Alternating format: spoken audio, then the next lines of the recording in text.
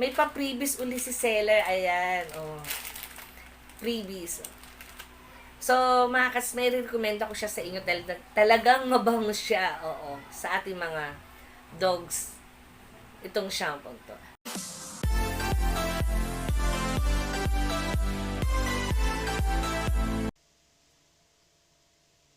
Hi sis, so welcome back to our channel, ang inyong kasis, Gwen Angel. So, ayan. So, dumating na yung ating parcel para to sa ating mga fur babies, mga kasis. Itong items na to ay second time ko nang umorder. And then, same store din to, mga kasis, ha. Yung unang order ko, at trinay ko talaga kung okay yung scent niya sa aking mga fur babies. And then, ayun, naubos na, kaya tayo na pa-order nitong pangalawang items na to. Kaya mga kasis, buksan na natin.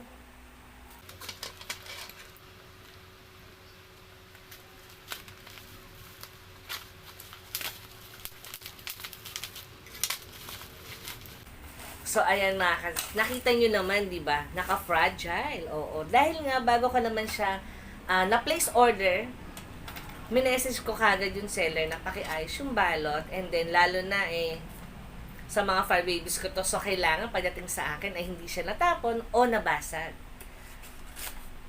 So, ayan mga kasis, naka-ano pa siya, nakabalot pa siya ng karton. Aba!